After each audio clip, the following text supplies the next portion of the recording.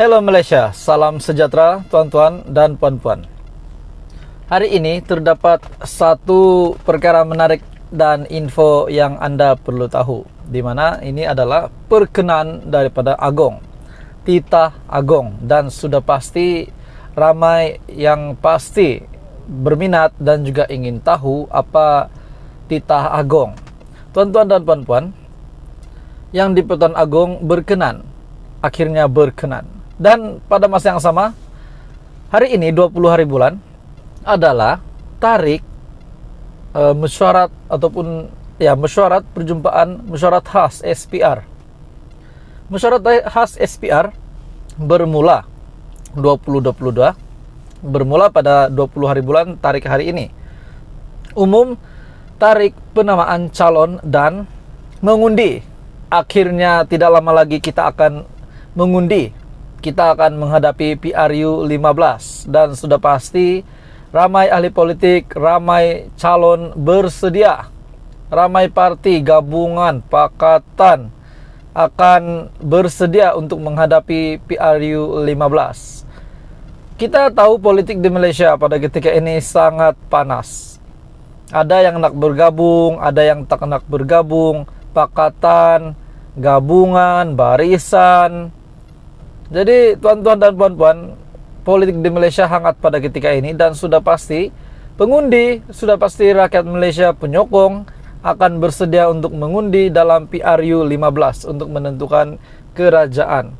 Ada yang kata semua parti penakut. Tidak ada satu parti pun yang berani meyakinkan parti mereka itu menunjukkan keyakinan mereka di dalam PRU 15 ini. Kenyataan daripada veteran politik bekas pemimpin UMNO yaitu Musa Hitam, bekas timbalan Perdana Menteri juga telah membuat kenyataan ini bahwa ramai yang takut menunjukkan keyakinan parti mereka menang. Menunjukkan keyakinan parti mereka akan menang PRU 15. Kenapa cakap begitu?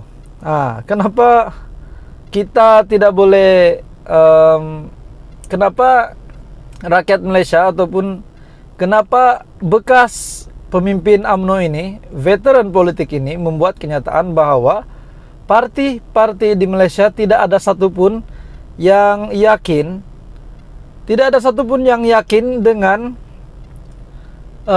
kemenangan parti mereka. Kenapa tidak ada satupun yang yakin dengan kemenangan parti mereka ini? Dan kenapa Musa Hitam membuat kenyataan bahwa UMNO juga tidak akan menang? Tuan-tuan dan puan-puan, mungkin sebagai ahli politik, beliau telah membuat kita tahu dia veteran politik. Kenapa beliau telah mengeluarkan kenyataan ini? Beliau juga berkata bahwa Barisan Nasional bakal kalah dan UMNO bakal tumbang. Dan setelah PRU 15 akan sedikit yang mengundi Barisan Nasional. Dalam kata lain, Barisan Nasional akan menjadi minoriti dan maksudnya sedikit pengundi mereka. Dalam pada masa yang sama, Hamzah Zainuddin juga ada membuat kenyataan baru-baru ini yang mengatakan jika BN kalah PRU 15, ramai akan sertai bersatu. Tuan-tuan dan puan-puan, masing-masing akan cakap begitu, masing-masing mempertahankan parti, masing-masing menguatkan parti masing-masing. Jadi adakah anda setuju dengan kenyataan mereka? Antaranya adalah kenyataan Musa Hitam yang mengatakan UMNO akan menjadi minoriti setelah PRU 15 diadakan. Dalam kata lain, UMNO BN akan tumbang PRU 15. Belum bertanding, dah ada yang kata tumbang. Itu adalah kenyataan daripada Musa Hitam. Manakala Hamzah Zainuddin pula berkata, BN, Barisan Nasional, jika kalah PRU 15, ramai akan sertai bersatu. Maksudnya mungkin impak selepas PRU 15 itu dijalankan, selepas PRU 15 selesai, selepas pengundian selesai, ramai yang akan sertai bersatu. ya masing-masing mengeluarkan keyakinan mereka. Tapi Musa Hitam pula melalui kenyataannya yang mengatakan tidak ada satu parti pun yang yakin menang PRU 15. Jadi kita juga berpikir, kenapa beliau mengeluarkan kenyataan begitu? Jadi kalau tidak ada yang yakin, siapa yang bakal memimpin negara kita? Ataupun mungkin itu sekadar kenyataan yang saja, kenyataan yang sempoi-sempoi, selamba saja. Tapi kita tahu Pakatan Harapan dipimpin oleh Anwar, UMNO pula presidennya Zahid Hamidi, dan yang lain-lain. Mesti mereka ada strategi masing-masing untuk memenangkan parti mereka, gabungan mereka dalam PRU 15. Pada masa yang sama, pembangkang pula tidak mahu bersatu, tidak mahu bergabung. Walaupun Presiden GTA, pengurusi GTA, Tun Mahathir, ada membuat kenyataan bahwa beliau ini menyeru semua pembangkang untuk bersatu dengan tujuan satu saja tujuan, yaitu menumbangkan UMNO. Itu kata Mahathir. Dan ada juga yang kata Mahathir buat begitu sebab nak selamatkan diri, sebab beliau ini tidak lagi ada nama di dalam politik Malaysia. Beliau ini tidak ada lagi influence yang kuat seperti dahulu. Beliau ini sudah tua, 97 tahun dan anak 100 tahun. Ada juga yang kata beliau patut bersara. Ada yang kata beliau patut bersara. Sampaikan istrinya Tun Dr. Siti Hasma pun sudah beri dia nasihat untuk bersara, tetapi dengan kekuatan istrinya itu sebagai seorang istri yang sentiasa supportif dengan Tun Mahathir, beliau ada mengeluarkan kenyataan bahwa Tun Mahathir jika nak bertanding dan menang, beliau boleh membenarkan Tun dengan syarat. Syaratnya ialah dia tidak dibenarkan untuk dikerumuni oleh ramai orang sebab dia sudah tua. Nanti bila dikerumuni, ajak bergambar, gambar sana sini, berkempen sana sini, sampai rumah Tun Dr. Siti Hasma yang tahu apa jadi dengan Mahathir. Dia yang jaga Mahathir, sebab itu dia telah memberi syarat itu. Selain daripada itu, dia juga kata jika Mahathir menang, beliau, istrinya hanya membenarkan Mahathir untuk memimpin negara ini sekali lagi hanya dalam masa setahun. Jadi teman-teman, PRU 15 bakal menjelang hari ini. SPR akan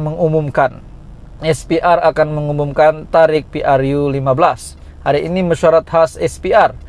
Dan sudah pasti ramai yang menantikan pengumuman keputusan daripada SPR. Ramai yang akan menantikan keputusan SPR. Mesyuarat khas SPR bermula, umum tarik penamaan calon dan mengundi. Mesyuarat khas Suruhanjaya Pilihan Raya bermula 10.05 pagi bagi menentukan tarik penting PRU 15 dan juga tarik pilihan raya kecil PRK Dewan Undangan Negeri Dun Bugaya Sabah turut dibincangkan dalam mesyuarat khas itu. Sejurus selepas mesyuarat yang dijadwal berakhir 12,5 hari, dijangka mengumumkan tarik penamaan calon, hari pengundian serta tarik writ pilihan raya, daftar pemilih yang akan digunakan serta persiapan untuk melaksanakan PRU 15 dan PRK Dun Bugaya. Mesyuarat yang dipengurusikan oleh pengurusi SPR Tan Sri Abdul Ghani Saleh itu dijangka berlangsung selama kira-kira 2 jam. Tuan-tuan dan puan-puan, SPR telah agenda meeting SPR ataupun mesyuarat SPR hari ini adalah untuk menentukan tarik penting PRU 15, itu pertama. Dan yang kedua, tarik PRK Dewan Undangan Negeri Dun Bugaya Sabah turut dibincangkan dalam mesyuarat khas itu. Jadi kita tunggu keputusan daripada SPR apa yang bakal diputuskan hari ini, dan sudah pasti ini akan menggemparkan rakyat Malaysia. Dalam pada itu, Agong berkenan terima menghadap perpisahan 2 duta besar asing. Yang di-Pertuan Agong Al-Sultan Abdullah Riayatuddin Al-Mustafa Billah Shah hari ini berkenan berangkat ke majlis menghadap perpisahan 2 duta besar asing ke Malaysia di Istana Negara. Berita bertarik 19 Oktober 8 pagi. Al-Sultan Abdullah berkenan menerima kunjungan hormat Duta Besar Arab Saudi ke Malaysia, Datuk Dr. Mahmud Hussein Said Katan, dan Duta Besar Qatar ke Malaysia, Fahad Mohamed Kafud, dalam 2 sesi menghadap yang berlangsung secara berasingan. Majlis menghadap perpisahan itu diadakan susulan kedua-dua duta besar berkenaan akan menamatkan perkhidmatan mereka di Malaysia pada tahun ini. Mahmud Hussein mula bertugas di Malaysia pada April 2017, manakala Fahad Mohamed akan menamatkan penempatannya pada 4 November ini sejak mula berkhidmat di negara pada 2018. Rupanya ini perkenan Agong. Agong berkenan terima menghadap perpisahan 2 duta besar asing. Rupanya bukan berkenan dengan PRU15. Tuan-tuan dan puan-puan, ini adalah berita terkini hari ini daripada Astro Awani dan beberapa artikel yang lain saya ambil khas untuk rakyat Malaysia. Apapun, tidak lama lagi kita akan mengundi. Mengundilah dengan bijaksana. Teruskan bersama di dalam channel ini untuk info yang lebih lanjut mengenai politik di Malaysia dan semua isu-isu semasa. Terima kasih Malaysia kerana menonton.